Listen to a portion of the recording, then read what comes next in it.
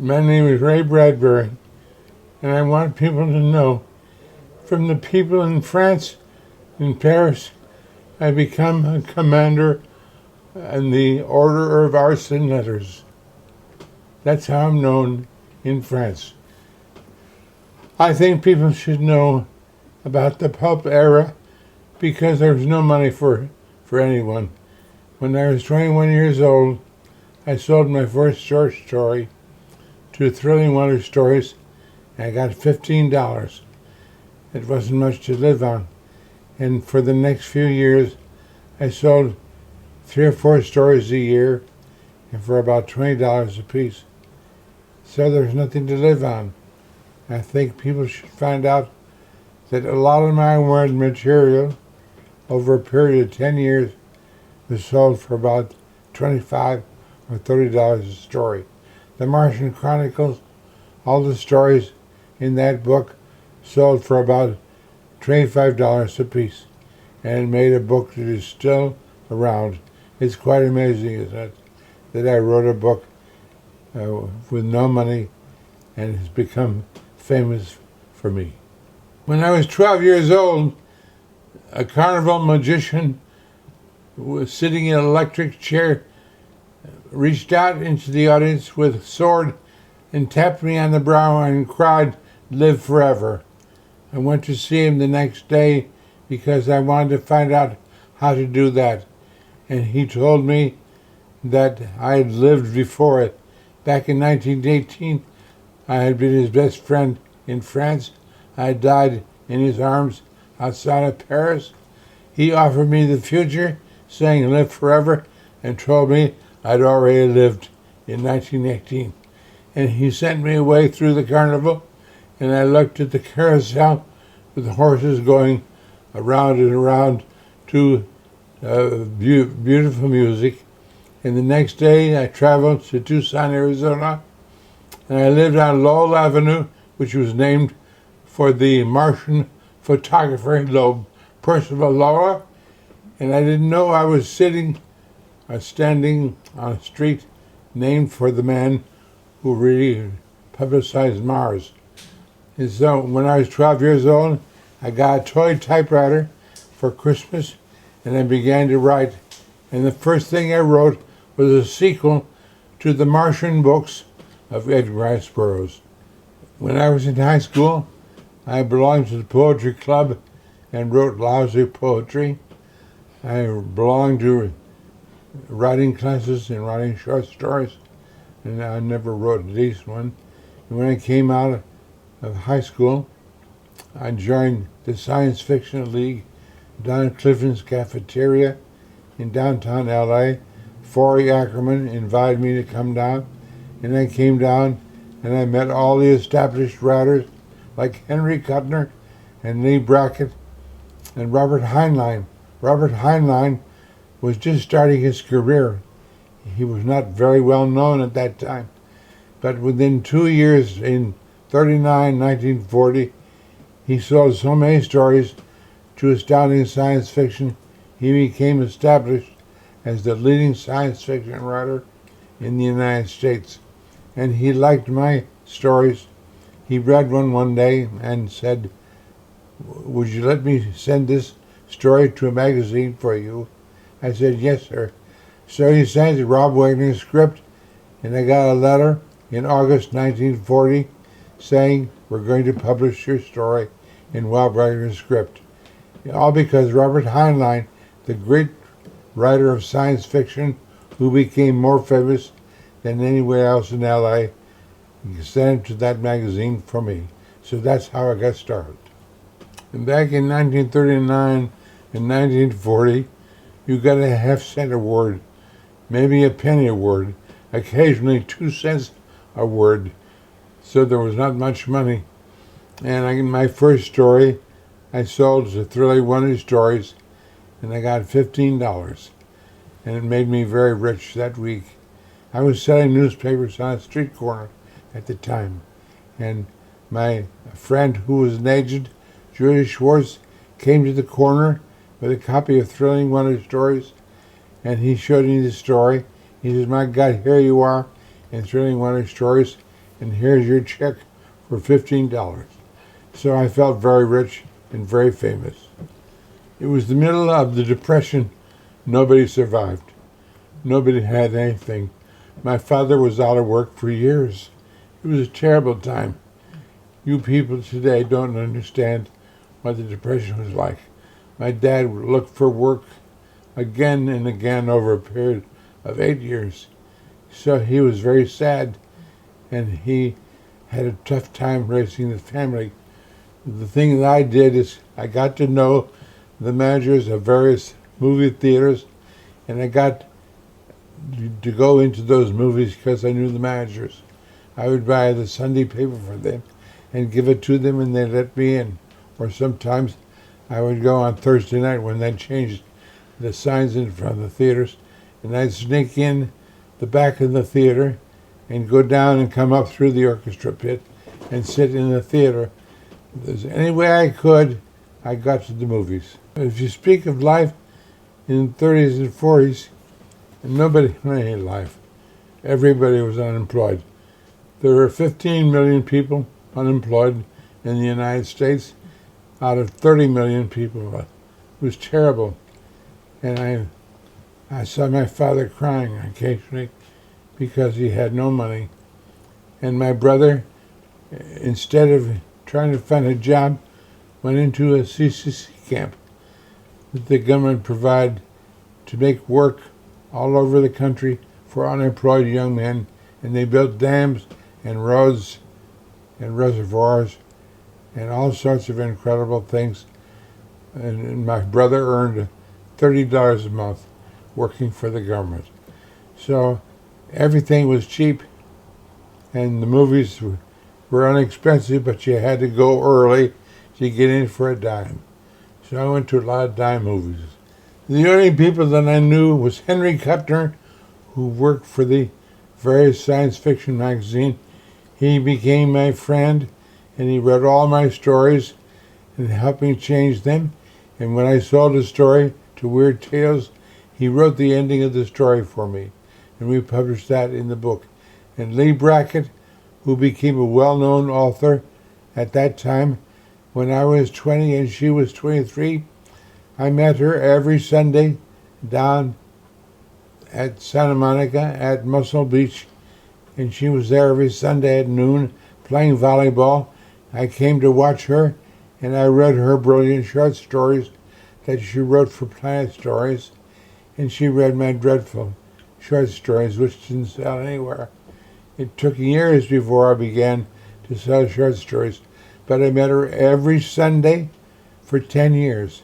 It's a hell of a lot of Sundays, isn't it? And she was a very dear friend. And then in 1946, she got a job working for Howard Hawks, writing the screenplay of one of the Raymond Chandler movies. And she called me and she said, I'm working on a short novel for Planet Stories, but I can't finish it. Will you do it for me? Lorelei the Red Mist? I said, I'll do it. So I took over and wrote the second half of Lorelei the Red Mist for Lee Brackett and handed it to her.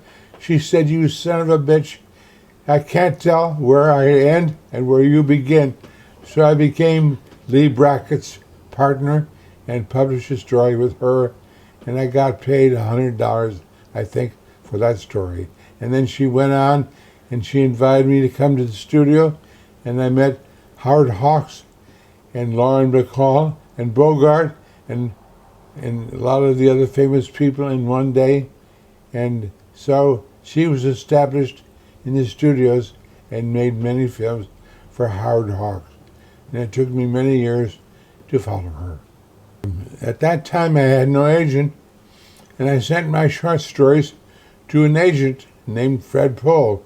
He hadn't begun to publish yet as an author, and he sent my stories back and refused to represent me. And I got Julius Schwartz later, who became my pulp agent for a period of about 6 or 7 years, and he sold 60 of my short stories to Weird Tales, to Thrilling Wonder Stories, and to Captain Future and the other. I never met L. Ron Hubbard, but I read his short stories in unknown worlds and loved them because he was a fine writer. I wished he had continued his writing instead of becoming the inventor of Dianetics and Scientology. And of course, he dominated the world. And today, Scientology is all over the world because he started in roughly 49. And a lot of my friends became teachers of Dianetics. And he quit writing fiction and went on to become very rich with Dianetics and Scientology. I'm not familiar with any science fiction writers who are writing today, but some people came up during that period and were very good.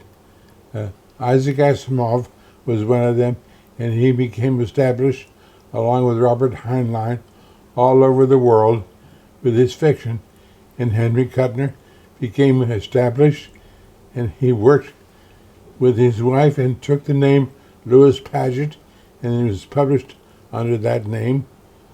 And various other people came up and wrote their fictions during a period of 30 years, but they all started around 1945 or so and became established. And they were good influences at that period. Fortunately, I was legally blind. I couldn't see anything.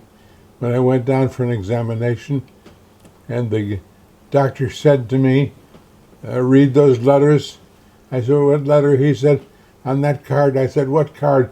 He said, on that wall. I said, what wall? And he looked at my glasses, and he turned to me and said, do you really want to be in the Army? I said, I haven't thought about it. He said, you're not. So I became a writer and kept on writing all during World War II. And a lot of my other friends went in the Army briefly and then came out and continued with their writing. The answer to helping writers is to set them examples and to tell them what to do. I have a saying, do what you write and write, love what you write and write what you love. And don't think about writing, jump off the cliff and build your wings on the way down. Just do it. Don't think about writing, do it every day and write 52 short stories a year. At the end of 52 weeks, you will be a writer. And when I was writing 52 short stories, I became a writer and the stories became better. And that's the way I help young writers. When I went to work for Columbia Studios, they said, what are you going to do? I said, I'll do one script for you and one for me. And at the end of 2 weeks, you must pick the right script. If you pick the wrong one, I'll leave. If you pick the right one, I'll stay. They said, but won't you be doing better work on the script you do for you? I said, yes, I will. But you've got to decide whether to fire me or hire me. So I wrote It Came from Outer Space for Columbia Studios, and luckily they picked the right script. I stayed on and wrote the script for the film. But it had nothing to do with money, you see. It had to do with love. They either liked my idea or they didn't like it. That's what I teach to young writers. You must be in love with what you do. It must never be for money. If it's for money, forget it. You'll never make it. I think the public today should know about the pulp fiction era because we were all not wanted and the money was so little that we couldn't survive. We had to have other jobs in order to be able to write for the pulp fiction. And all the magazines were not paying any decent money. So there's no way to survive. I think the public should realize where I came from. My first year I made $15. The second year I made $45 in the whole year. That's where I came from. I want you to know where I came from, how difficult it was. In the third year, I finally made $200 in the whole year. In the fourth year, I made $400. So I was poor for a long time. And all the stories, a lot of those stories are still around. All the stuff that I wrote for Word Tales $15 a story are still around in Dark Carnival, and The October Country, which is still around today. Those are all pulp stories that I wrote when I was 21, 22, 23, and 24 years old. Out of these short stories, they began to evolve about my being worried about libraries, because I went to a lot of libraries. I don't believe in colleges for education, do you see? Because colleges do not really teach you. You've got to teach yourself by going to a library. It's all free. You can afford it. And I went to libraries because I had no money. I graduated from the library when I was 28 years old, but I was fully educated, you see. I read every book on writing there was. I read all the fiction. I read thousands of short stories and educated myself and became a writer. So the advice I give to people today is go to the library and stay away from colleges and write every day and make sure that you're in love, and don't listen to the internet, and don't use a computer, use a real typewriter. That would be better, I think. If necessary, write handwriting instead. What the hell, why not? A lot of things I've done in recent years is save libraries. I saved the library at Long Beach a few months ago. I went down and spoke to the city fathers and the mayor and the people and said, this library must stay here, don't let it go. I went up near Santa Barbara in a small library and saved it there. I was out at a library out near the Reagan Library and lectured there last week. I went to the Irvine Library and lectured there a couple of months ago. It's all to keep the libraries intact and to make sure that we all have a chance to read and become and learn the lessons. This. Going to the library, I worried about some of them being burned over the period of years, going way back in history. The Alexandria Library, 5,000 years ago, was burned, and that worried me. I saw that Hitler burned libraries in Germany when I was 15 years old. So I sat down one day. I found a place in UCLA in the library basement where I could have a typewriter for 10 cents a half an hour. I needed an office, so I moved into the basement of the UCLA library. I spent $9.80 in dimes, and I wrote Fahrenheit 451 in 9 days.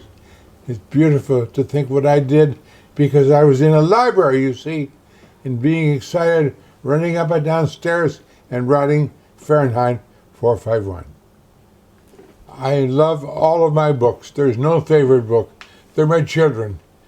And I have 4 daughters, 4 granddaughters, and 4 grandsons. I have a big family to love, but I have 1,000 short stories to love, and I've got 100 books.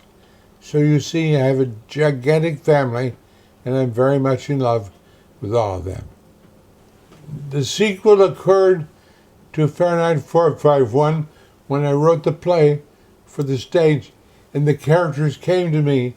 Clarice McClellan came to me and added to her character. The fire chief came to me and told me why he began to burn books. And Faber the philosopher came to me and added to his character. Said they were not sequels, but they were additions where the characters in the book came to me when they went on the stage, and they spoke from the stage to me and added to their lives. And next time you want to see more of Fahrenheit 451, see the next production of Fahrenheit on the stage. Mr. Bradbury, did you ever know Arthur C. Clarke? We were friends for 50 years. He came to meet me back in 1953. He came to my house, and we got to know each other, and we did lectures together about the planet Mars, and published a book about that. with Arthur Clarke. I think I have a copy here somewhere. Mars and the Mind of Man, Arthur Clarke and Ray Bradbury. And see the names, there are more names on there. Right. Carl Sagan. Oh, Carl Sagan. Oh my goodness. How about that, huh? Bruce Murray, too. He was at Caltech. It's a great book, yeah.